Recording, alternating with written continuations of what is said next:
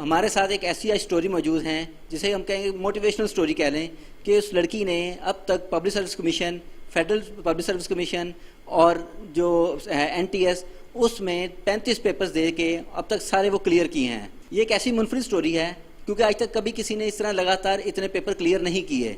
Dastak TV को subscribe करें और आने वाली वीडियो से आगाह रहने के लिए बेल आइकन को क्लिक करें। अस्सलाम वालेकुम, दस्तक टीवी के साथ मैं हूं वकार अजीम। नाजरीन, आपने हमेशा देखा होगा कि लड़कियां अब फील्ड में काफ़ी आगे बढ़ती जा रही हैं। कोई डॉक्टर बन रही है, कोई इंजीनियर, या कोई पायलट बन रही है, या कोई एडवोकेट। लेकिन हमारे साथ एक ऐसी स्टोरी मौजूद है जिसे हम कहेंगे मोटिवेशनल स्टोरी कह लें कि उस लड़की ने अब तक public service commission, federal public service commission और जो है एनटीएस, उसमें 35 पेपर्स दे के अब तक सारे वो क्लियर किए हैं। ये एक ऐसी मुनफरिद स्टोरी है क्योंकि आज तक कभी किसी ने इस तरह लगातार इतने पेपर क्लियर नहीं किए। कोई होता था वो 1-2 पेपर देते थे, या वो फेल होते थे, या वो क्लियर करके वो जॉब कर लेते थे। मगर इस लड़की ने 35 पेपर दिए और जॉब भी की, मगर रिज़ाइन कर दिया। मगर क्यों, आज इन्हीं से जानेंगे। हमारे साथ मौजूद हैं कमरुन्निसा। जी, मैंने कुछ में ज्वाइनिंग भी दी और मैंने रिसेंटली अभी जो है सब इंस्पेक्टर से रिज़ाइन किया क्योंकि मैं सीएसएस करना चाहती हूँ और उसकी प्रिपरेशन कर रही हूँ। अगर मैं जॉब करती तो मेरी स्टडी ख़त्म हो जाती। नहीं, ये जॉब एक ऐसी चीज़ है, वो भी ख़ास तौर पे गवर्नमेंट जॉब, अगर वो किसी को मिलती है तो वो कहता है कि यार अल्लाह का शुक्र है जॉब मिल गई हमें। क्योंकि जो हालात पाकिस्तान के चल रहे हैं, जॉब अब गवर्नमेंट छोड़ के प्राइवेट सेक्टर में भी जॉब जल्दी नहीं मिलती। आपने फिर भी गवर्नमेंट जॉब, वो भी एक 14वें स्केल की, यानी कि सब इंस्पेक्टर की पोस्ट आपने छोड़ दी। जी, जस्ट यही नहीं, क्योंकि मैंने तो 16-17 स्केल के भी जितने बाकी पेपर्स हैं वो सब 16 और 17 स्केल के हैं जो कि मैंने पास किए, लेकिन ज्वाइनिंग भी नहीं दी और कुछ में रिज़ाइन किया इसलिए कि क्योंकि वो मेरा पर्सनल है कि मैं सीएसएस करना चाहती हूँ। अच्छा, तो आप सीएसएस करना चाह रही, मगर आपने कौन कौन सी जॉब अभी तक रिजेक्ट कर चुकी हैं? रिजेक्ट नहीं, ये होता है कि जैसे मैंने 35 या 30+ जो हैं पेपर्स पास किए हैं, जिसमें पुलिस डिपार्टमेंट के हैं, एजुकेशन के हैं, हेल्थ डिपार्टमेंट है, एडमिनिस्ट्रेशन है, फिर एंटी करप्शन और इस तरह के जैसे पेपर्स में अगर देखें तो सब इंस्पेक्टर है, लेडी सुप्रिटेंडेंट जेल है, असिस्टेंट इन पंजाब पुलिस है। इसके अलावा एंटी करप्शन में इंस्पेक्टर, असिस्टेंट डायरेक्टर, FIA में, IB में, उसके बाद स्टेनोग्राफर पुलिस में, एंटी करप्शन में लेक्चरार है, टीचर्स के हैं, एजुकेटर्स के 3 पेपर्स हैं, साइकोलॉजिस्ट के हैं। तो इस तरह काफ़ी ज़्यादा पेपर्स हैं। अब जैसे आपने बताया एंटी करप्शन के और एंटी नारकोटिक्स के, या असिस्टेंट डायरेक्टर की जो पोस्ट होती है, कुछ अदारों को 16 भी इसी में देते हैं और 17 भी, मगर अगर सीएसएस करके हैं तब भी वो यही स्केल बनता है। तो इसमें क्या फ़र्क है फिर? फ़र्क शायद नहीं, जॉब की नेचर में फ़र्क हो सकता है। नो डाउट कि सारी जो मैंने ज्वाइनिंग नहीं दी है, जो मैंने पास किए हैं, सारी बहुत अच्छी जॉब्स हैं, लेकिन बस एक पर्सनल है कि मैं सीएसएस करना चाहती हूँ। जी, इसके लिए पढ़ना कितना पड़ा है? क्योंकि देखा जाए तो बहुत ज़्यादा शायद पढ़ना पड़ता है। काफ़ी बच्चे तो इसमें फेल हो जाते हैं ना, तो वो कहते हैं बहुत मुश्किल है ये पेपर क्लियर करना। तो कितनी देर पढ़ना पड़ता है दिन में?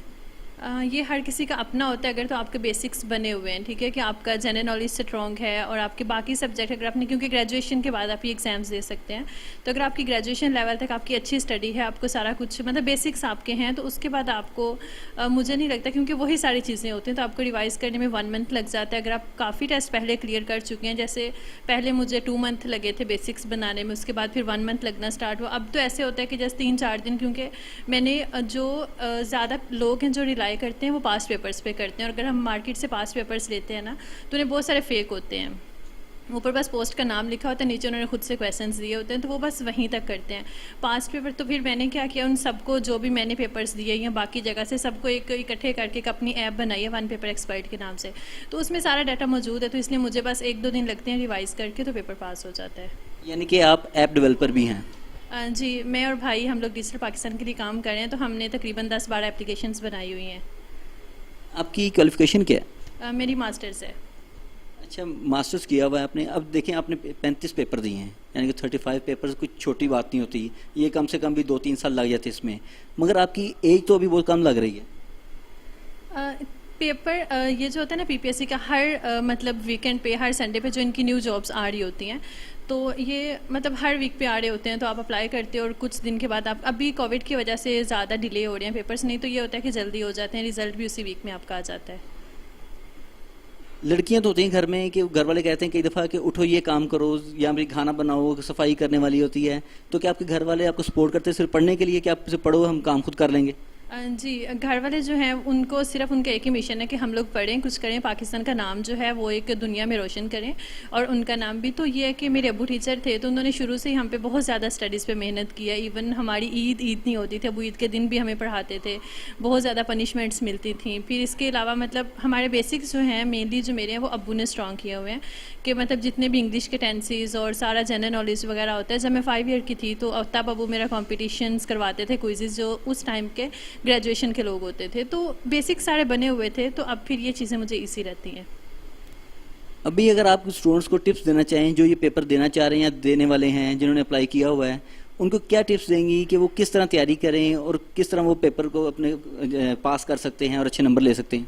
इस तरह से है कि एक तो पीपीएससी का ट्रेंड अब काफ़ी चेंज हो गया, क्योंकि पहले ये था कि पास पेपर्स ही बहुत ज़्यादा रिपीट होते थे, तो उनको भी शायद पता लग गया कि लोग इतने पास हो रहे हैं, तो अब उन्होंने काफ़ी ट्रेंड चेंज कर दिया। अब अनएक्सपेक्टेड पेपर्स आते हैं, लेकिन होता वही कुछ है जो कि आपने पढ़ा होता है। तो पीपीएससी वगैरह का पेपर पास करने के लिए 2 चीज़ें हैं, एक तो आपकी मेमोरी अच्छी हो, ठीक है, दूसरा जो है आपने कुछ में आप रट्टा भी लगा सकते हैं, जिनमें आपकी जस्ट मेमोरी टेस्ट होनी है। तो उनमें आप ये कर सकते हैं कि जो भी आपको चीज़ें याद नहीं हो रही उनके कोई एक्रोनिम्स बना लें, आप पंजाबी में बना लें, उर्दू में, इंग्लिश में, मतलब कोई भी एक लाइन बना लें जिससे आपको याद रहे, क्योंकि वहाँ पे मेमोरी का टेस्ट है। जहाँ पे आपकी चीज़ों की एनालिसिस का टेस्ट होना है, वहाँ पे आप अपने कॉन्सेप्ट्स क्लियर करें और अंडरस्टैंडिंग लें। कॉन्सेप्ट्स इस तरह से कि जैसे अगर आप पास्ट पेपर्स भी पढ़ रहे हैं, तो अगर एक क्वेश्चन उसमें से आया हुआ है, अब देखें उससे रिलेटेड कितने क्वेश्चन बन सकते हैं। अगर वो क्वेश्चन नहीं आएगा तो उससे रिलेटेड कोई आ जाएगा। तो इस तरह से। शुक्रिया मैडम आपका कि आपने हमें इतना टाइम दिया और बताया नाजरीन को कि अगर वो पेपर देना चाह रहे हैं तो वो किस तरीके से तैयारी कर सकते हैं और कितना उन्हें पढ़ना पड़ेगा इसके लिए। और ये लाजमी नहीं कि आप पूरा पूरा दिन पढ़ें, ये कुछ देर भी बस आपका जो मेंटल हेल्थ है वो बेहतर होनी चाहिए, ताकि आपको कोई चीज़ याद कर रहे हैं वो जल्दी याद हो जाए।